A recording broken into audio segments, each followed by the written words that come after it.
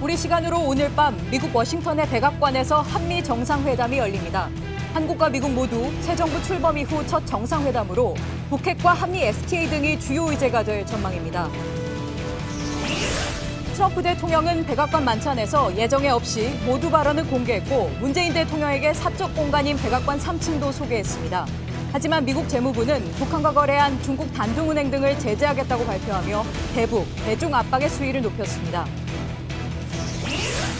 검찰이 문재인 대통령 아들의 취업 특혜 의혹 관련 제보를 조작한 혐의로 국민의당 이유미 씨를 구속하고 윗선으로 수사를 확대하고 있습니다.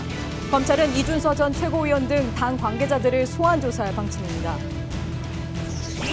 조대엽 고용노동부 장관 후보자 청문회에선 한국 여론방송 사회이사 등재를 놓고 공방이 거셌습니다. 어제에 이어 이틀째 열린 김상곤 교육부 장관 후보자 청문회에선 논문 표절 논란이 이어졌습니다. 야3당은 두 후보에게 사퇴를 요구했고 여당은 정치 공세라고 반박했습니다. 지난해 청와대 민정수석실이 민영기업인 KTNG 사장 후보자에 대한 인사검증을 했다는 의혹이 있었는데 박근혜 전 대통령이 검찰 조사에서 자신이 지시했다고 인정한 것으로 확인됐습니다.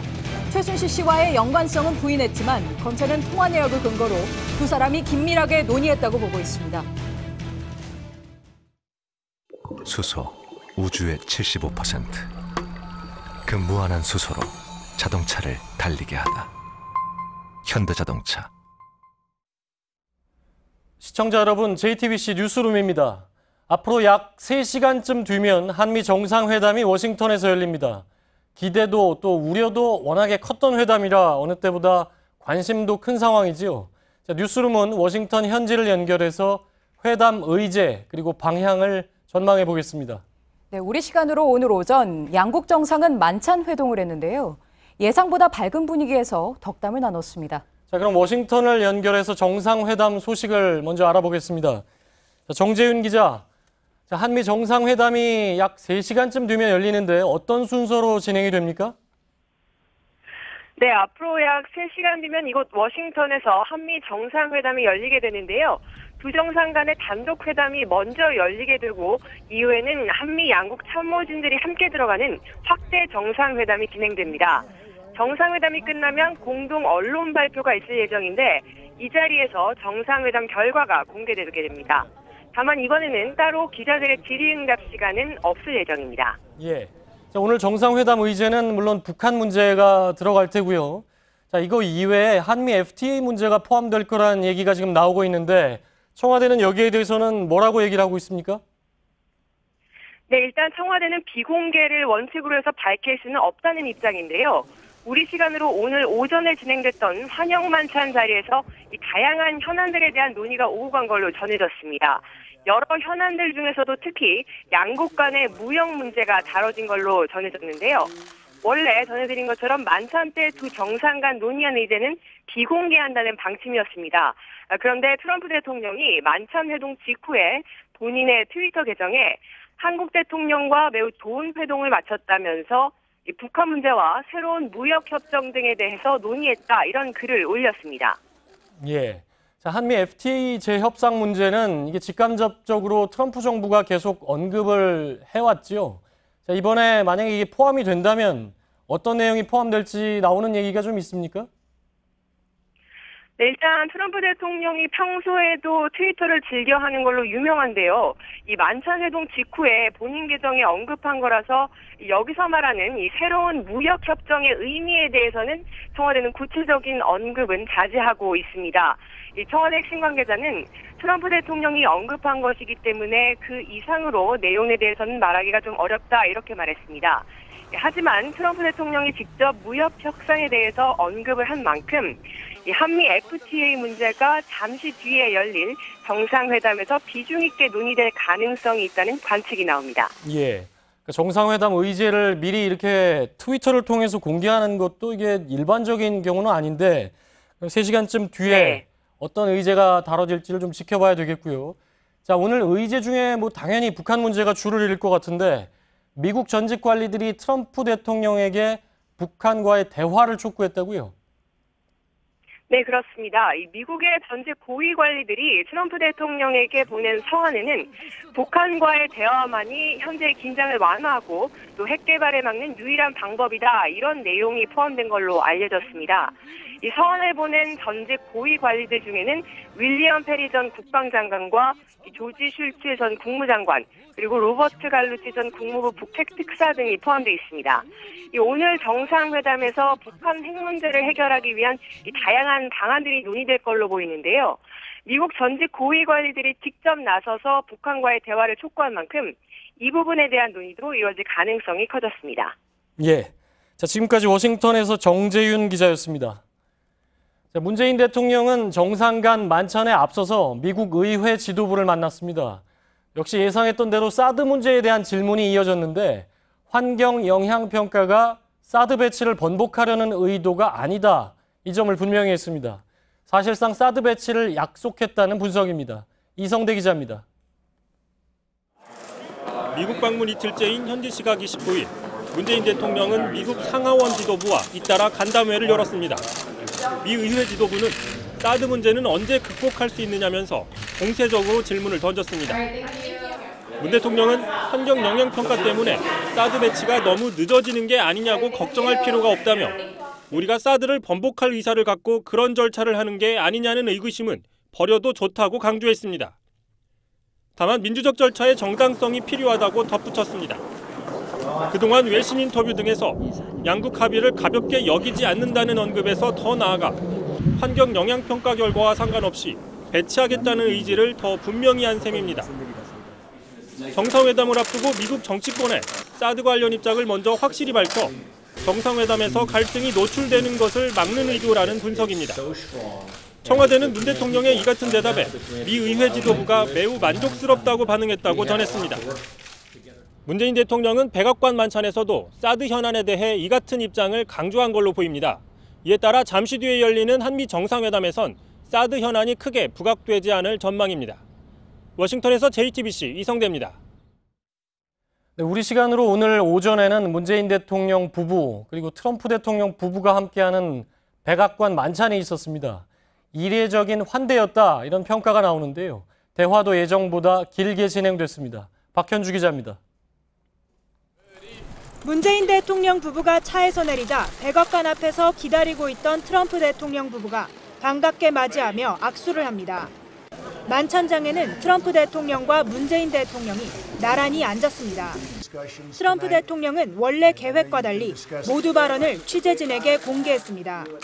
We very much respect you and we very much respect the people of South Korea. I'd like to also congratulate you on your election victory. It was a great victory and you did a fantastic job. 공식 환영 만찬은 처음에는 다소 긴장된 분위기였지만 이내 부드러워졌습니다. 문 대통령이 자신도 트럼프 대통령처럼 가짜뉴스 때문에 고생했다고 말하자 트럼프 대통령이 웃음을 터뜨리기도 했습니다. 대화가 길어지면서 만찬도 예정보다 20분 남짓 더 걸렸습니다. 만찬 메뉴는 비빔밥과 생선 요리였습니다. 만찬이 끝난 뒤 트럼프 대통령은 백악관 3층의 개인 집무실을 문재인 대통령에게 소개하기도 했습니다. 3층이 내 사적인 공간인데 외부에는 공개하지 않는 곳이다. 한번 구경하시지 않겠느냐고 제안을 했습니다. 청와대는 두 정상의 첫 만남에 대해 미국 측에서 매우 성공적이라고 평가했다고 밝혔습니다. JTBC 박현주입니다. 자, 그런데 백악관 만찬 직전에 미국 정부는 대북 제재 방안을 새롭게 내놨습니다. 중국의 단둥은행이 북한의 불법 돈창구 역할을 했다면서 이 은행과의 거래를 전면 중단하겠다고 발표했습니다. 이건 물론 북한 제재지만 중국에도 분명한 메시지를 보낸 겁니다. 김현기 특파원입니다. 문 대통령의 백악관 첫 방문 불과 4시간 전, 스티븐 무누신 미 재무장관이 단둥은행을 돈 세탁 우려 기관으로 지정했다고 전격 발표했습니다. This bank will not be able to access the U.S. financial system either directly or indirectly, so it's a very significant action. 미국이 지난해 5월 북한을 자금 세탁 우려 대상국으로 지정한 이후 관련 금융기관에 대한 첫 제재입니다. 북한과 밀접한 다롄 국제해운과 중국인 2명도 대상에 포함됐습니다. 단독은행 제재는 2005년 방코델타 아시아은행식 돈줄 제기가 될 것이란 분석입니다. 당시 자산 2,500만 달러가 동결된 북한은 국제사회에 피가 얼어붙는다며 고통을 호소했습니다. 문우신 장관은 필요하다면 어느 나라 기업이든 제재를 가할 것이라고 했습니다. 중국에 대한 추가적인 세컨더리 보이콧식 제재를 압박한 겁니다. 트럼프 정부는 지난 4월 미중 정상회담 때도 만찬 중 시리아에 대한 폭격을 감행, 중국과 북한에 간접 경고를 던진 바 있습니다. 미국의 이번 조치는 북한이 적절한 행동을 보이지 않는 한 결코 제재의 고삐를 늦추지 않을 것이란 신호를 중국과 한국에 동시에 보낸 것이란 분석입니다. 워싱턴에서 JTBC 김연기입니다. 국민의당 제보 조작 사건 핵심 당사자인 이유미 씨가 구속되면서 이제 관심은 국민의당 지도부로 모아지고 있습니다. 이 사건을 수사 중인 서울 남부지검을 연결하겠습니다. 김태형 기자, 구속된 이유미 씨 이외에 또 다른 핵심 당사자가 이준서 전 최고위원이지요. 이 전 최고위원의 경우 이미 피의자로 전환이 됐기 때문에 곧 소환이 된다고 봐야 되겠죠? 네, 검찰은 아직까지는 소환 시점이 정해지지 않았다고 밝혔습니다. 소환은 하긴 하겠지만 아직은 준비가 더 필요한 것으로 보이는데요. 검찰은 오늘까지는 이 전 최고위원 자택 등에서 확보한 압수물을 분석하고 또 정리하는 데 주력할 방침입니다. 특히 사안이 중대하고 이 전 최고위원이 주요 피의자인 만큼 공개 소환도 적극 검토하는 것으로 전해졌습니다. 검찰은 이 전 최고위원이 처음부터 조작을 지시했거나 또는 조작을 지시하지 않았더라도 사후에 조작 사실을 알고도 이러한 사실이 공개되는 걸 막았을 가능성에 무게를 두고 이 사실관계를 확인할 것으로 보입니다. 예, 국민의당 지도부가 계속해서 해명을 내놓고 있지만 지금 의혹은 별로 가시질 않고 있는 상태인데, 자, 국민의당 이용주 의원이 이유미 씨가 검찰 조사에서 단독 범행이라도 진술을 했다 이렇게 밝혔지 않습니까? 근데 이 씨의 변호인이 공식적으로 이 내용을 부인했지요. 그렇습니다. 이용주 의원은 이 씨가 검찰 조사에서 단독 범행을 자백했고 이러한 사실을 변호인을 통해서 전달받았다라고 밝혔습니다. 하지만 이 씨의 변호인은 오늘 이 의원에게 그런 말을 한 적이 없다고 반박했는데요. 특히 자신이 검찰 조사에 참석하기 전에 나온 진술 등은 자신도 알 수 없었기에 이 의원에게 그런 말을 할 수도 없는 상황이었다고 설명했습니다. 예, 자, 지도부는 여전히 몰랐다는 입장을 되풀이하고 있는데, 자, 지도부에 대한 검찰 수사는 지금 어떻게 진행이 되고 있습니까? 일단 검찰 관계자는 정치적 책임과 형사적 책임은 구분해서 생각해야 한다고 말하고 있습니다. 검증을 제대로 못한 정치적 책임은 있지만 형사적으로 미필적 고의까지 적용하는 건 어렵지 않겠냐는 뜻으로 보이는데요. 그러면서 검찰이 처음부터 끝까지 보겠다고 한 건 형사적으로 문제가 될 만한 부분만 보겠다는 뜻이라고도 설명을 했습니다. 다만 이번 사건에 연루된 모든 인물에 대한 조사할 것이란 방침은 아직 변함이 없는 것으로 전해지고 있습니다. 따라서 이들에 대한 조사 과정에서 수사의 방향이 바뀔 수 있는 가능성도 배제하긴 어렵습니다. 예, 지금까지 서울 남부지검에서 김태형 기자였습니다. 자, 이런 가운데 이준서 전 국민의당 최고위원이 지금까지 알려진 것과는 달리 대선 이전부터 이미 제보 내용 조작 사실을 알고 있었을 가능성이 제기됐습니다. 이유미 씨가 대선 하루 전인 지난달 8일에 이 전 최고위원에게 사실대로 모든 걸 말하면 당은 망한다, 이런 내용의 메시지를 보낸 것으로 확인됐습니다. 또 안철수 전 대표가 국민의당이 증거 조작 사실을 공개하기 이틀 전에 이 전 최고위원을 따로 만난 것으로 확인됐습니다. 이윤석 기자입니다. 지난 5월 8일 이유미 씨가 이준서 전 최고위원에게 카카오톡 메시지를 보냈습니다. 사실대로 모든 걸 말하면 국민의당은 망하는 것이라고 하셔서 아무 말도 못하겠다. 지금이라도 밝히고 사과드리는 것이 낫지 않을까. 오죽하면 문재인 후보가 당선돼 고소를 취하하고 선처해 주시기를 기대하기도 한다. 증거자료가 조작됐다는 사실을 이 전 최고위원도 알고 있었을 가능성이 제기되는 내용입니다. 그러나 이 전 최고위원은 사실대로라면 무엇을 말하는 것이냐고 되물었습니다. 이 씨는 개인 간 가볍게 나눈 대화일 뿐이지 증언이나 폭로는 아니라는 것이라며 두루뭉술한 답변을 했습니다. 최근에서야 증거 조작 사실을 알았다는 이 전 최고위원의 해명과는 다르게 보이는 대목입니다. 당이 망할 수 있다는 등의 표현까지 나온 것으로 미뤄 대선 이전에 이상한 정황을 의심해 볼 수 있었던 게 아니냐는 겁니다. 더구나 이런 대화 내용은 앞서 이용주 의원의 기자 간담회 등에선 공개되지 않았던 부분입니다.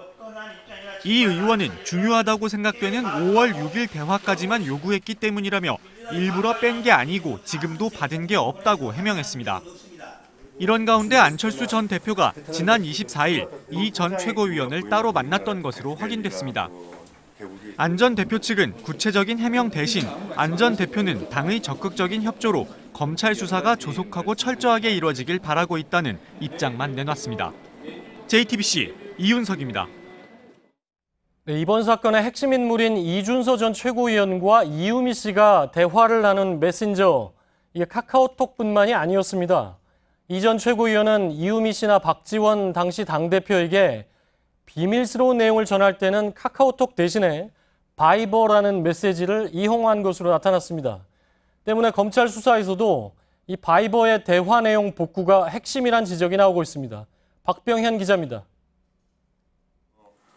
5월 8일 이유미 씨가 이준서 전 최고위원에게 불안함을 내비치자 이 전 최고위원은 바이버란 대화 어플로 대화를 이어갔습니다. 앞선 5월 1일에도 이 전 최고위원은 박지원 당시 당대표에게 조작된 카카오톡 화면과 함께 상의를 구합니다. 평상시 대화는 카카오톡을 통해 이루어졌지만 당내 사안과 관련한 비밀스러운 대화는 바이버를 통해 이루어졌다고 추정할 수 있는 대목입니다.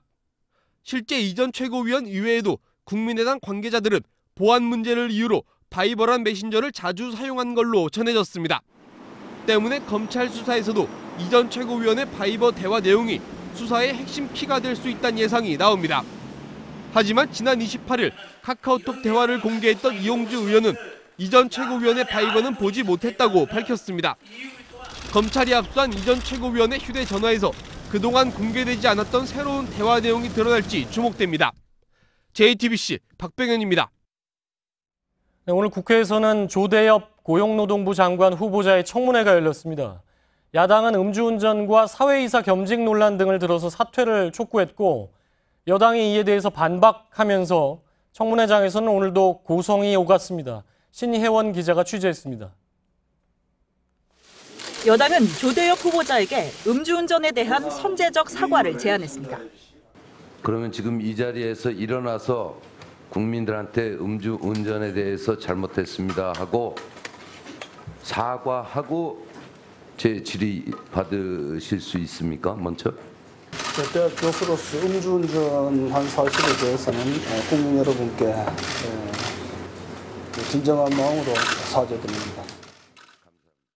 하지만 야당의 공세는 그대로였습니다. 특히 한국 여론방송 사회이사 겸직 의혹과 관련해선 목소리를 높였습니다. 그거 모르면 교수 모르면 교수가 아니야. 그만둬. 무슨 상관합니까? 교수도 못 되는데. 하지만 조 후보자는 겸직이 아니었다고 주장했습니다. 제가 일체의 경영에 관여한 적이 없고요. 또 일체의 수익도 제가 얻은 바가 없습니다. 야당은 문재인 정부의 5대 공직배제 기준도 다시 제시했습니다. 5대 비리에 없다고 생각하십니까? 부동산 투기를 하셨습니다. 세금을 탈루하셨어요.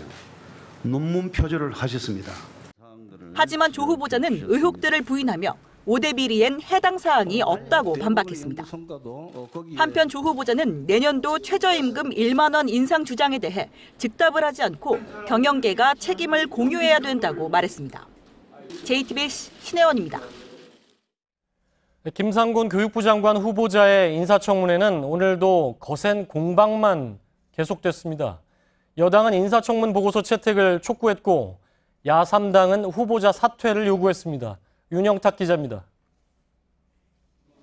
김상곤 후보자 청문회는 오늘 새벽에 이어 오전부터 다시 시작됐습니다. 논문 표절 의혹과 사상검증 공방은 어제와 비슷했습니다. 특히 12장을 12폭 병풍같이 이거 다 뺏긴 거예요. 그냥 그대로 12장. 1982년 무렵에 경영학 논문을 쓰는 기준과 관행에 부합하게 했고요. 그 포괄적인 인용 방식을 사용을 했습니다. 여야 간의 신경전도 거셌습니다. 보좌관이 소란스럽다는 지적도 나왔고 이 신성한 청문회장의 엄숙성을 유지하기 위해서 저 두 분은 좀 밖으로 보내주시기 바랍니다. 예. 네, 부탁드리겠습니다. 질의 시간을 지키라며 여야가 목소리도 높였습니다. 부적절하십니다, 그 자리. 지금이라도 마음을 돌리시는 것이 좋습니다. 매번 어렵니까? 매번 어떻게? 고성만 오갔던 청문회는 오후가 되자 종료됐습니다. 민주당은 교육개혁을 이끌어갈 적임자라며 청문 보고서 채택을 주장했지만 야3당은 교육부 장관으로서 부적절하다고 반박했습니다. 청문 보고서 채택 시한은 다음 주 월요일이지만 여야 간 합의는 쉽지 않아 보입니다. JTBC 윤영탁입니다. 사흘 앞으로 다가온 자유한국당의 전당대회 끝까지 잡음이 이어지고 있습니다. 홍준표 후보의 거부로 마지막 TV 토론회는 결국 홍 후보 없이 두 후보만 참석한 가운데 열리게 됐습니다. 송지혜 기자입니다. 오늘 열린 자유한국당 당대표 후보자들의 세 번째 TV 토론입니다. 그런데 참석자가 2명뿐입니다. 홍준표 후보가 참여를 거부하면서 신상진, 원유철 후보만 참석한 상태로 열린 겁니다. TV 토론에 소극적 태도를 보여온 홍 후보는 오늘은 모바일 사전투표가 진행되는 걸 불참의 이유로 꼽았습니다. 투표하는 날 TV 토론 하자는 거는 내가 그런 억지는 처음 봤어. 그리고 TV 토론이 국민들이 지금 역겹다는 반응이 너무 많아요. 하지만 두 후보는 홍 후보가 당원과 국민의 알 권리를 무시한 만큼 대표 자격이 없다며 후보 사퇴를 촉구했습니다. 또 홍 후보의 바른정당 입당 타진설과 관련해서도 분명한 입장을 다시 요구했습니다. 네, 이 책에 자세히 나와 있습니다. 아니다고 그냥 분명히 말씀하시면 되는데 내부 총질을 한다느니 허위사실 유포로 고소하고 가만히 안 두겠다느니. 한편 자유한국당 당 역사상 오늘 처음으로 시도해본 모바일 사전투표에는 오후 6시까지 3만 6천여 명이 참여했습니다. JTBC 송지혜입니다. 일본 정부가 위안부 강제 동원을 기술해놓은 문서의 존재를 처음으로 인정했습니다. 문서에는 일본군의 강압 내용이 구체적으로 명시가 됐는데 일본 정부는 그래도 강제 동원이 확인된 것은 아니다 이렇게 주장하고 있습니다. 이한주 기자입니다. 군부대 명령에 따라 200여 명의 부녀를 위안부로 발리 섬에 데려갔다.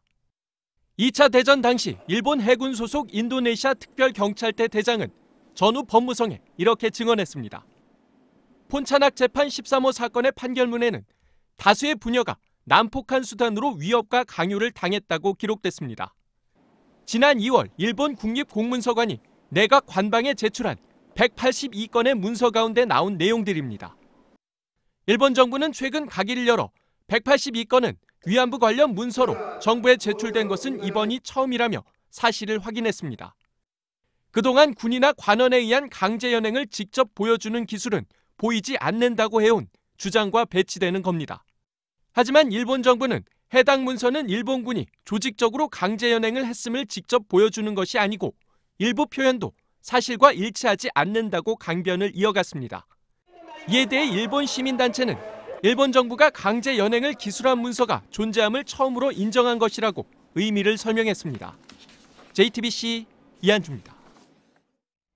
K스포츠재단의 박헌영 과장이 최순실 씨의 지시를 일일이 적은 수첩이 박근혜 전 대통령과 최 씨 뇌물 재판의 핵심 물증으로 떠올랐습니다. 오늘 재판에서 최 씨 변호인이 왜 이제서야 수첩을 내놨는지 추궁했는데요. 박 과장은 죽을까 봐 무서워서 땅에 파묻어뒀다고 했습니다. 돈과 힘을 가진 최 씨로부터 자신을 보호할 최후의 수단이었다는 거죠. 오늘 재판은 박 전 대통령이 건강 이상을 호소하면서 중간에 끝났습니다. 이서준 기자입니다. K스포츠재단 과장 박헌영 씨는 지난 3월 28일 최순실 씨 지시를 받아 적은 수첩 2권을 검찰에 제출했습니다. 최순실 씨 측 이경재 변호사는 오늘 재판에 증인으로 출석한 박 씨를 상대로 지난해 말부터 조사를 받았는데 4, 5개월이 지나 제출한 이유가 뭔지 추궁했습니다. 박 씨는 죽을까 봐 무서워서 땅에 파묻어뒀다고 했습니다. 그러면서 최순실을 상대로 자신을 지킬 최후의 수단으로 생각했다고 덧붙였습니다.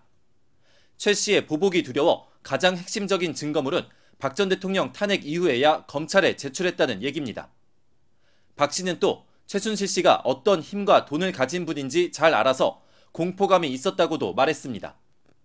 검찰은 박헌영 수첩과 안종범 수첩이 하루 차이로 같은 내용이 적혀 있다는 점을 강조했습니다.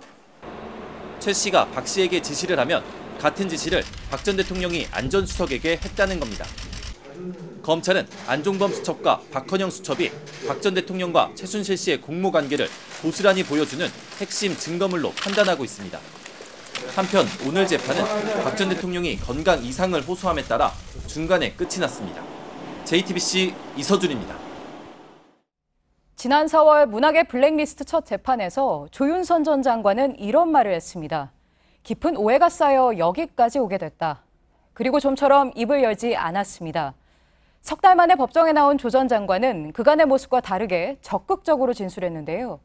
하지만 블랙리스트가 있었는지도 전혀 몰랐다고 부인했습니다. 박민규 기자입니다. 블랙리스트 재판이 진행된 지난 석 달 동안 조윤선 전 장관은 법정에서 주로 눈을 감거나 고개를 숙였습니다. 오늘 피고인 신문 과정에서는 침묵을 깨고 적극적으로 입을 열었습니다. 정무수석 근무 당시 블랙리스트 관련 보고를 받은 기억이 없고 따라서 그 존재도 몰랐다는 주장을 폈습니다. 이에 특검은 2014년 6월 조 전 장관이 정무수석으로 부임한 직후 블랙리스트 관련 보고를 했다는 당시 문체부 실장의 증언을 내밀었습니다. 조 전 장관은 기억나지 않는다면서 자신이 보고받은 서류가 너무 많아 읽어보지도 않고 버렸다고 했습니다. 영화 다이빙벨의 부산국제영화제 상영 금지 조치에 대해선 책임을 일정 부분 인정했습니다. 세월호 특별법 합의를 앞두고 정부 책임론을 우려했다면서 혹세무민하는 영화가 권위 있는 영화제에서 상영된다는 건 적절치 않다고 생각했다고 말한 겁니다. 다만 자신은 대응 방법을 찾아보라고 지시했을 뿐 비서관실을 통해 좌석을 매입하도록 하는 등 구체적인 실행에 관여하진 않았다고 주장했습니다. JTBC 박민규입니다. 박근혜 전 대통령이 검찰 조사에서 최순실 씨와의 관계를 부인하면서 관련 뉴스를 보고 놀랐다고 진술한 내용 어제 보도해드렸습니다. 저희 취재진이 추가로 확인한 진술조서엔 박 전 대통령의 의혹을 인정하는 발언도 있었습니다. 민영기업인 KTNG 사장 후보자의 인사검증을 민정수석실에 지시했다고 말한 겁니다. 심수미 기자입니다. 지난해 7월 최순실 씨 가방에서 발견된 청와대 민정수석실 문건 중엔 민영기업인 KTNG 사장 후보자의 인사검증 자료도 있었습니다. 후보 인물의 학력과 경력, 후보자 선임 배경 등과 함께 최순실 씨 필체로 재추천이라고 적혀 있었습니다. 박근혜 전 대통령은 지난 4월 구속 수감된 상태에서 이뤄진 두 번째 검찰 조사에서 자신이 민정수석실에 인사검증을 지시했다고 인정했습니다. KTNG는 정부가 전혀 관여하지 않을 수도 없는 곳이고 문제가 많다는 이야기를 들은 적도 있어서 이를 바로잡아야 하지 않겠냐는 생각으로 후보자들을 여러 명 추천받았다는 겁니다. 그러면서 민정수석실에 직접 지시했는지 정호성 비서관을 통해 했는지는 잘 기억이 나지 않는다고 말했습니다. 2015년부터 10개월간 대대적인 검찰 수사를 받았던 KTNG는 뇌물죄로 기소된 전현직 사장이 연달아 무죄를 받으면서 검찰이 무리한 표적 수사를 벌인 것 아니냐는 지적이 나온 바 있습니다. 다만 박 전 대통령은 최순실 씨 추천을 받은 건 아니라고 주장했습니다. 당시 최 씨 가방에선 미르와 K스포츠재단 관계자들에 대한 민정수석실의 인사검증 관련 자료도 들어있었습니다. 이에 대해 박 전 대통령은 민정수석실은 공직에 임용될 사람들을 검증하는 곳이지 이런 사람들을 검증하거나 세평조사하는 곳이 아니다고 말하면서 정작 자신은 모르는 일이라고 했습니다. JTBC 심수희입니다. 그렇다면 최순실 씨 가방에 있던 민정수석실의 검증 서류는 누가 전달한 걸까요? 검찰은 최 씨의 운전기사가 이영선 전 경호관에게 건네받은 것으로 보고 있습니다. 검찰은 이 둘의 통화가 1000번이 넘은 사실을 박 전 대통령 조사 과정에 제시했는데요. 박 전 대통령은 이번에도 의상 등을 주고받았을 뿐이라고 말했습니다. 백종훈 기자입니다. 최순실 씨 가방에 들어있던 청와대 민정수석실의 서류는 운전기사 박모 씨가 이영선 전 경호관으로부터 받은 것으로 검찰은 보고 있습니다. 검찰은 지난 4월 박 전 대통령의 네 번째 구치소 조사에서 2015년 10월부터 1년간 방 씨와 이 전 경호관이 1008회 통화한 점을 지적했습니다. 통화 기지국 위치 등을 확인한 결과 이 전 경호관과 방 씨가 일주일에 두세 번 만났다고 추궁한 겁니다. 박 전 대통령은 이들을 통해 의상과 의상비, 선물 등을 주고받았을 뿐이라며 서류를 전한 바가 없다고 했습니다. 검찰은 또 다른 통화 내역도 증거로 제시했습니다. 지난해 3월 14일 박 전 대통령과 신동빈 롯데 회장의 독대 당일 아침 최순실과 박 전 대통령이 2번 통화한 이유를 추궁한 겁니다. 하지만 박 전 대통령은 이에 대해서도 최 씨와 통화를 했다면 소소한 일상에 대해 대화를 한 것이라고 말했습니다. JTBC 백종훈입니다. 네, 오늘 비정규직 노동자들이 광화문 광장에 모여 목소리를 냈습니다. 총파업에 동참하면서 최저임금 10,000원 실현과 비정규직 철폐를 요구하는 집회를 연 건데요.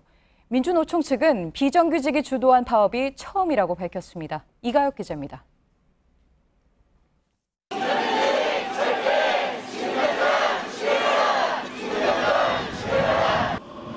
광화문 광장 남쪽에서 북쪽 끝까지 형형색색 조끼를 입은 사람들로 가득 찼습니다.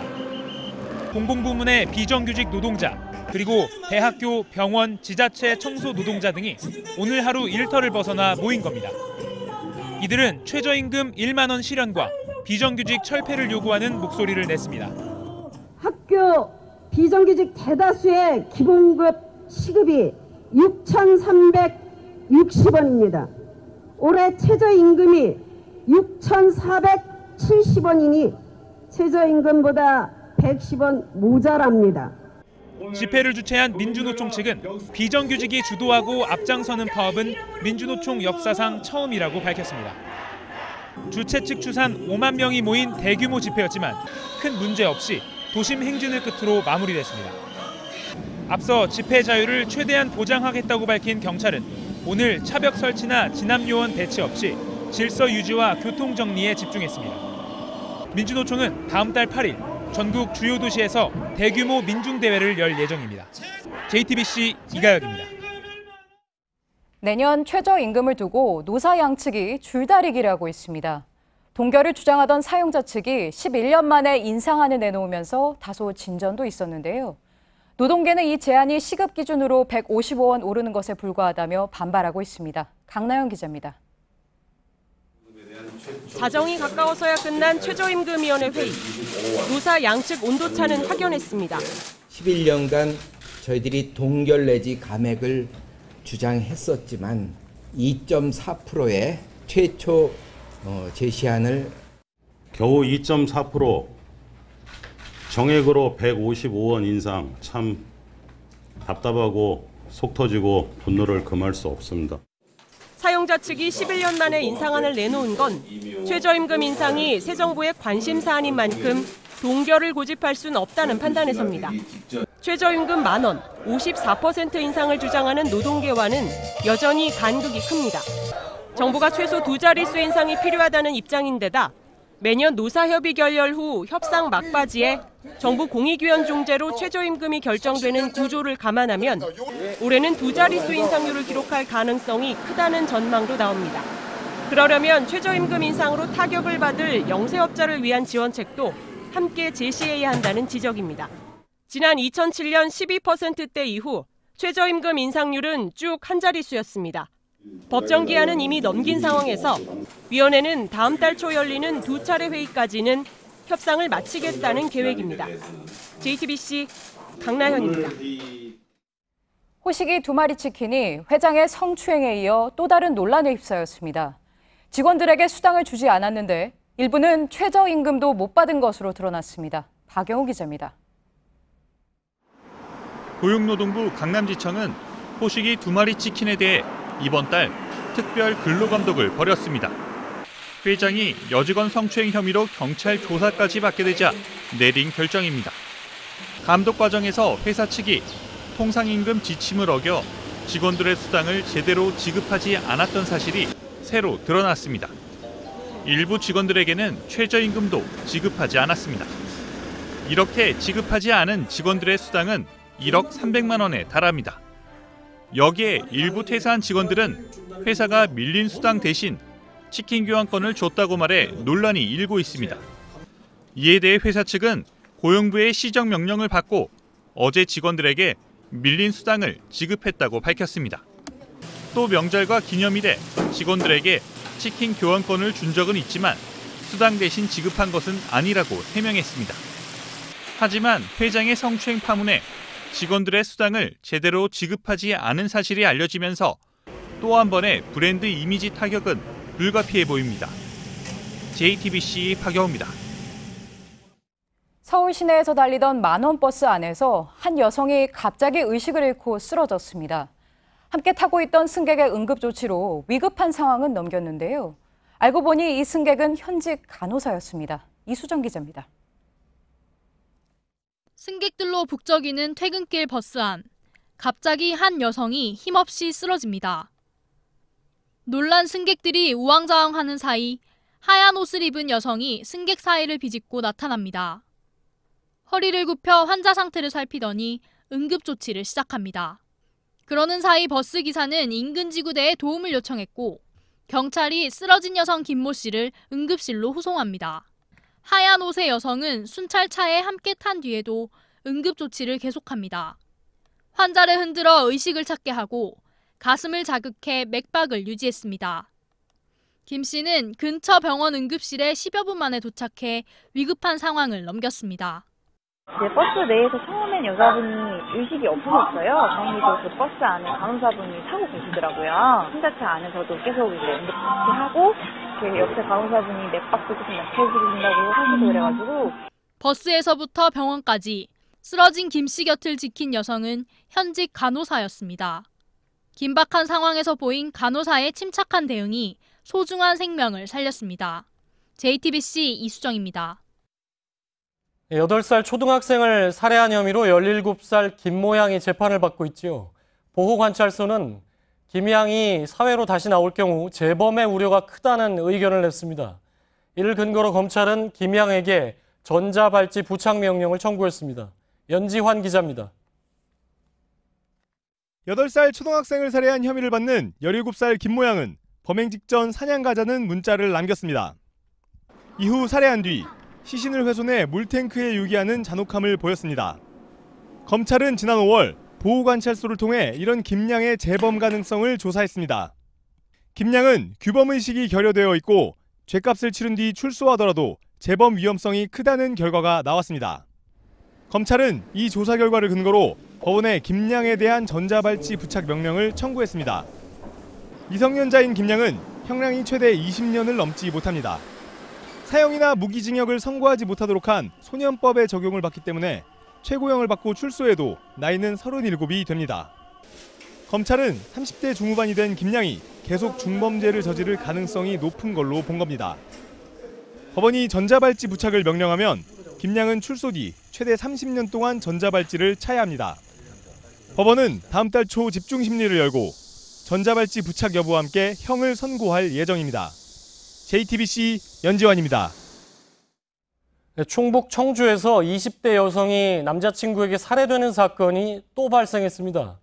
연인 간의 폭력과 살인, 이른바 데이트 폭력은 연간 7,000건씩이나 발생하고 있어서 이게 더 이상 개인 간의 문제다, 이렇게 얘기하기는 어려워 보입니다. 정영재 기자가 취재했습니다.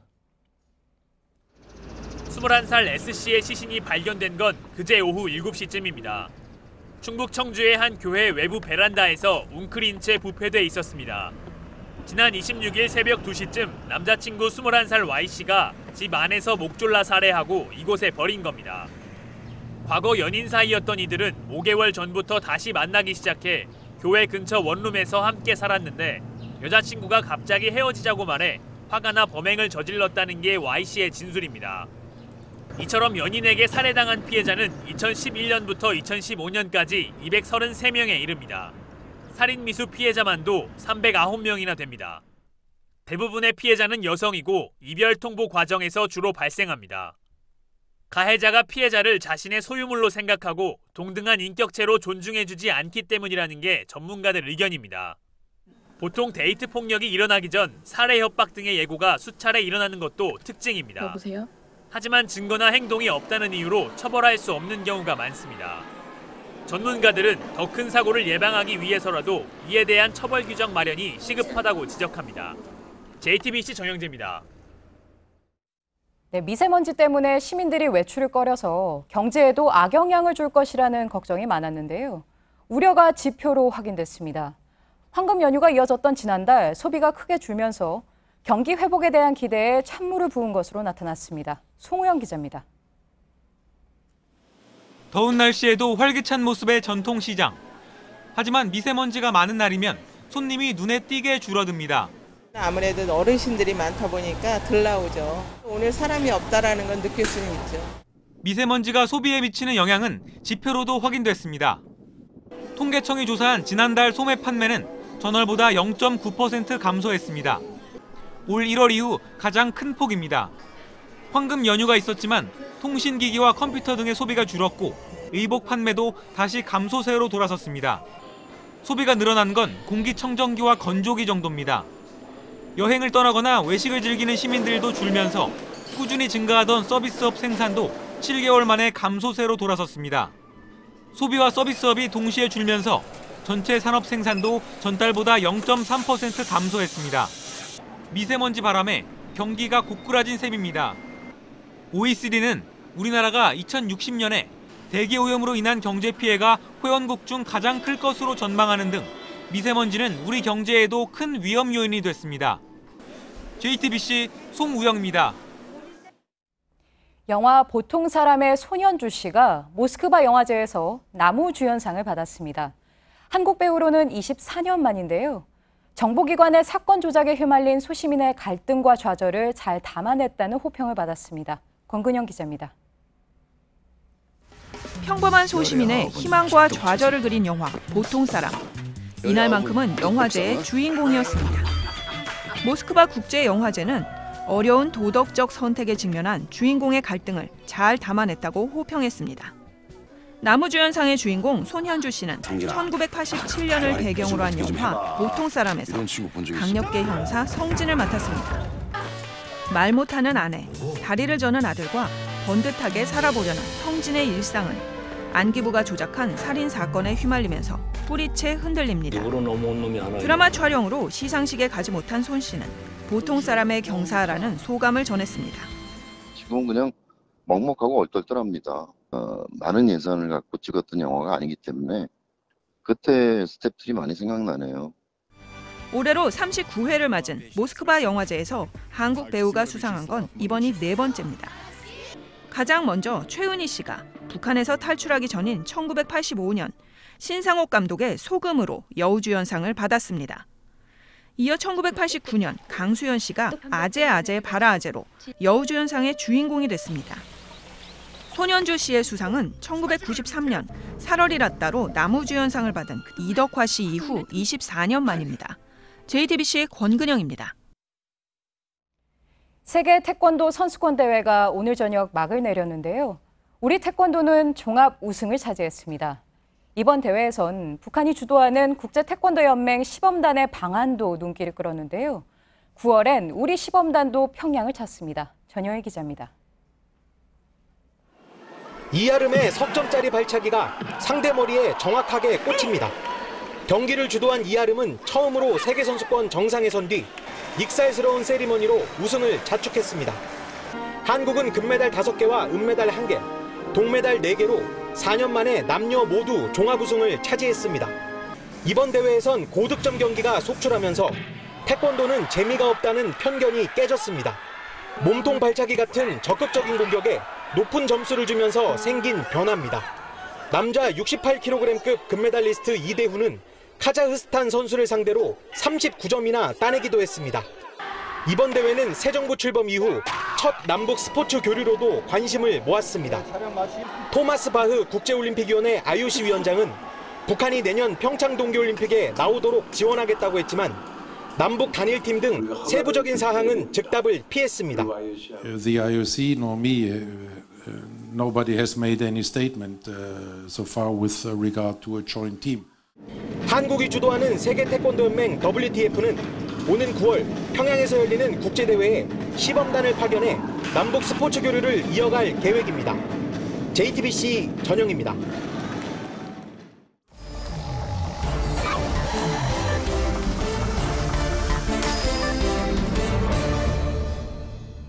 비하인드 뉴스 순서입니다. 정치부 김혜미 기자와 함께하겠습니다. 자, 김혜미 기자, 첫 번째 키워드부터 볼까요? 네, 첫 번째 키워드는요. 둘이 합해 12%입니다. 예. 오늘 한국갤럽이 이달 마지막 주에 정당 지지도를 발표했습니다. 함께 보시면요. 민주당이 민주당, 자유한국당, 국민의당이 저렇게 나란히 전주보다 2%포인트 정도 떨어졌습니다. 바른정당만 2%포인트 올랐는데요. 예. 결과적으로는 민주당이 48%로 가장 높고요. 나머지가 비슷비슷합니다만 바른정당 9%, 자유한국당과 정의당이 7%, 예. 국민의당이 5% 그렇습니다. 자유한국당은 네. 제1야당인데 7%, 네네. 국민의당이 제2야당이죠. 40석 되는 예, 예. 5%. 역대 국회에서 이런 적은 없었던 거죠? 네, 창당 이후로 처음이라고 합니다. 그러니까 현재 자유한국당 의석수가 107석, 국민의당이 40석입니다. 그러니까 둘이 합하면 의석수가 전체 절반가량인데요. 지지율은 12%, 합해도 12%로 10%를 조금 넘는 그런 예. 상황입니다. 그래서 대체 최근에 무슨 일이 있었나, 이래서 이렇게 지지도가 떨어졌는지 살펴보니까 예. 이렇습니다. 일단 주초에 국민의당 제보 조작 사건이 터졌고요. 예. 이제 수요일부터는 송영무 국방부 장관 청문회를 시작으로 해서 오늘까지 청문회가 계속 이어졌습니다. 근데 되게 인사청문회를 하다 보면 네네. 아무래도 야당이 공세적으로 나오기 때문에 여당은 뭐 이번에도 그렇지만 이렇게 엄호한다고 할까요? 예, 예. 그러다 보면 여론 지지율이 되게 보면 야당이 올라가는데 이번엔 좀 거꾸로 현상이 바뀌었네요. 네, 보통은 그랬는데 이번엔 좀 달랐습니다. 예, 예. 아무래도 9년 만에 공수가 바뀐 그런 인사청문회라 그런지요. 이렇다 할 결정적인 한 방이 없는 상황에서 이제 자유한국당이 107석을 가진 제1야당으로서의 존재감이 없이 고성이나 막말만 보여줬다, 이런 지적도 나왔습니다. 예. 그래서 급기야 어제 김상곤 교육부 장관 인사청문회에서는요, 이런 말이 나오기도 했습니다. 함께 좀 들어보시죠. 여야가 바뀐 지 이제 아직 2달도 채 안 되다 보니까 다들 여당은 여당대로 야당은 야당대로 아직 적응들이 좀 덜 된 것 같아요. 내가 보니까 좀 잘 자중자애하시고 역지사지하면서 예. 지금 말하고 있는 네. 그 유성엽 위원장은 야당이죠. 그렇죠. 국민의당이죠. 예. 자, 국민의당이 뭐 가장 낮은 지금 5% 꼴찌를 기록을 했는데 네. 제보 조작 사건이 크겠죠. 네, 그렇습니다. 사과를 했는데도 불구하고 이후 여러 차례 해명이 다시 의혹으로 이어지면서 이제 지지율 꼴찌를 기록한 건데요.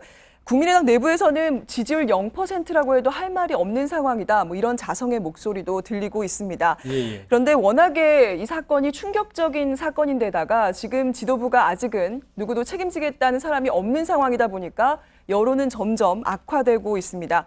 그리고 초반에 특히나 이제 국민의당이 문준용 씨 그 의혹에 대해서 이거랑 같이 묶어서 특검을 하자, 이런 쌍끌이 특검을 제안했죠. 그런 제안을 한 게 악수가 된 게 아니냐, 이런 평가도 있습니다. 그러니까 이거를 공세로 전환하려는 게 맞느냐, 네. 뭐 이렇게 여론 문매를 좀 맞았죠. 네, 그렇습니다. 자, 다음 키워드 볼까요? 네, 다음 키워드는요, 바이버가 모기입니다.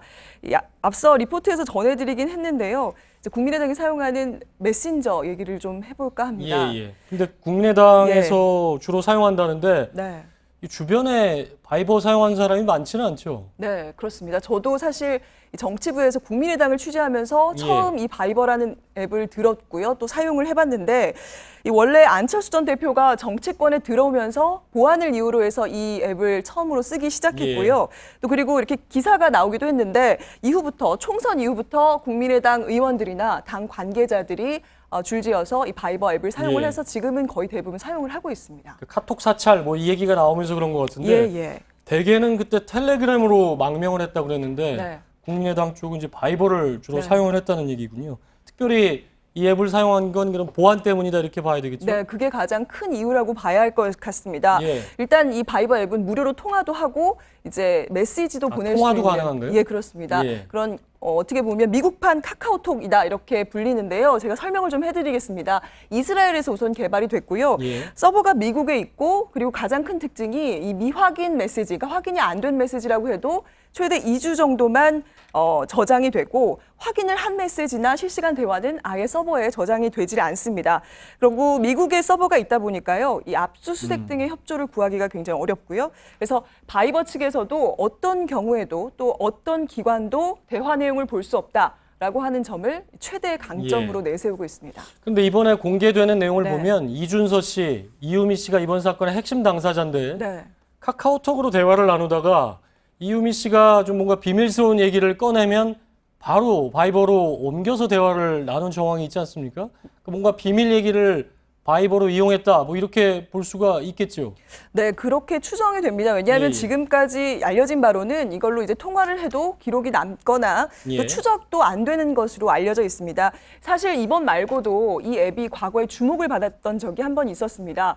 2014년 7월에요. 그 유병헌 전 세모그룹 회장이 도피 중에 이 바이버를 쓰고 있어서 당시 수사 당국에서 위치 추적을 하지 못하고 있다. 이런 보도가 나오면서 국회에서 관련 질의가 있었습니다. 그때 내용을 함께 들어보시죠. 바이버라고 추적이 쉽지 않은 이게 있다면 심각한 거 아니겠습니까? 추적이 안 되는 것은 아니지만 추적이 정말 쉽지 않은 그래서 많은 노력과 시간이 필요한 이런 어플리케이션을 쓴 일이 있다는 그런 내용입니다. 예. 네.